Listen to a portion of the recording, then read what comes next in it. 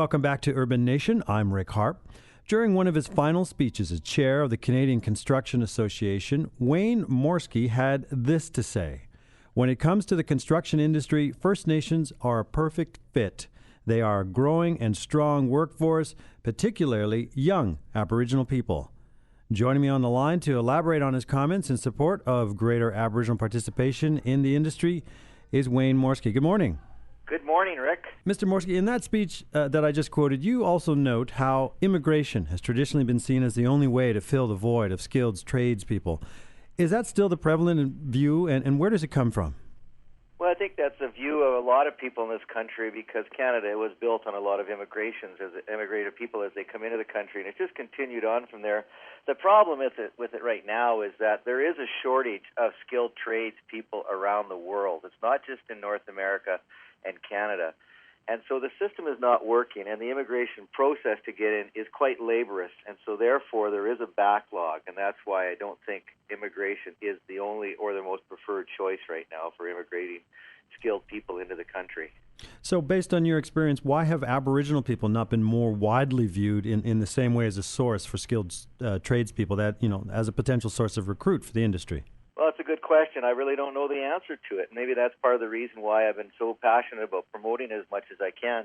It's a great fit. The Aboriginal people have been well adapted to the Canadian construction industry over the years, and you look back in the history of it, where you've got over the last 100 years, the Canadian Pacific Railway Bridge across the St. Lawrence River was built by some of the top-notch ironworkers from the Mohawk people. And it's been a good fit, but it just hasn't grown at a pace that it should.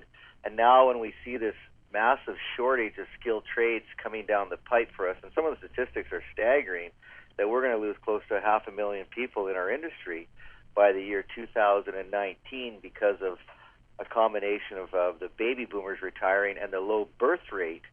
We have no choice, and we have to start looking. And so efforts have to be made now, and they have been being made, but there's a lot more that needs to be done. What are the barriers you're aware of for young Aboriginal people entering the skilled trades? Well, I think history is one of them, and the fact that it's just not been something that has been promoted properly, or it's starting to get promoted properly. I think that's one of the barriers. But I think personally, just because of my own experience of working with First Nations people, is the understanding of the two cultures, the culture of the people and then the needs of the business community. And I think the sooner that understanding gets done better, we'll have a better understanding of how we can work together. And I think that's been part of the stumbling block over the years. What could be some of the ways to break through there? Well, there is a lot of things being done right now. I know through the inclusion seminars and conventions and conferences are being done. It's a way of putting together some elders, putting away people from the business community, and putting some of the youth together. And I've been to a few of them where you sit at a table and you talk. Communication is the key right now, and that's to understand what the needs are and what the process is and what the culture is, so that we can move forward. So I really believe that communication through events such as that. And then there is a lot of organizations out there. A lot of our community colleges in Canada today are really promoting skills for the young Aboriginal people. I have spoken to a few of them, and those are the ways of getting out there and talking and understanding each other. Are there other kinds of success stories, whether educational or maybe living examples of First Nations owned and operated construction firms you can point to?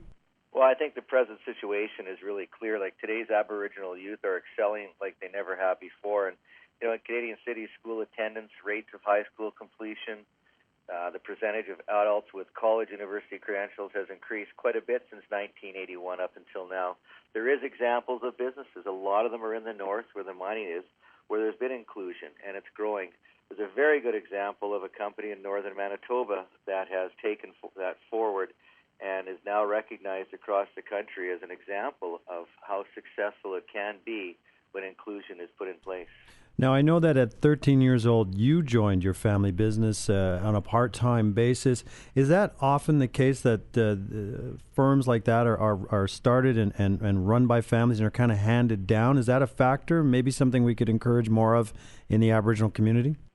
It certainly was a factor in the first generation transfer of businesses. A lot of these construction companies are in their 50, 60, 70 years old, and that was the process. However, moving forward, the percentage of that happening from second to third generation certainly decreases. And it's not only in construction, it's in any kind of business. So to answer your question, not necessarily is there that transfer where it can go to one family member to the next, but what happens, I believe, is the Aboriginal people have opportunities to either go into these companies, take over senior management roles, and maybe even eventually buy these companies or take them over. A lot of our companies are being bought by larger corporations also, not necessarily from Canada, and that's where there's lots of opportunities for this First Nations youth to grow in these companies. Now, is this kind of conversation slightly different when you're comparing an urban context versus an on-reserve context? I don't think it's a lot different. I think that the need is there, and it's basically what I've always advocated over my time. And I've had several years of working with First Nation people. We have an office in a First Nation community in the far north in Saskatchewan. There's two simple things that I believe that the First Nations community people want, and that's a home and a job. And if we can work together so they can build the homes, we kind of kill two birds with one stone. And I think that exists whether it's in the urban area or if it's in the rural area or in the remote area. Do you think that we're moving from a model where non-Aboriginal companies would kind of get 100% of the benefits of construction in an Aboriginal context to more of a partnership model where the benefits are a little more equitably distributed? Whether people intended that or not, things are changing, and it seems First Nations' capacity to be partners has recovered, if you will. Each situation is probably different, but whatever works is a good thing of doing. And yes, we do have some fantastic 100% Aboriginal-owned organizations. They're doing very well, and we also have a lot of very successful partnerships out there. A lot of those partnerships start out where it's a small partnership that the Aboriginal community owns, and it grows and eventually sometimes acquires the business. There's another success story right there. So could also a problem be one of the information flow? Aboriginal people aren't able to access the apprenticeships or other training opportunities that are there. They're not aware of them, in other words, that more could be done there too? Well, as I said earlier, I think that the community colleges and the universities are really growing with the Aboriginal youth right now. There's always room for more communication, and I think that what has to happen is mentorship is a very big thing, I believe. When some of the successes of First Nation people are noted and are displayed and brought back to their communities so people can see there is an opportunity, there is a success path that I can take here. So the key is getting the communication and getting the message out there and making the process as simple as possible so that people can transfer from their education in high school and onto a career path.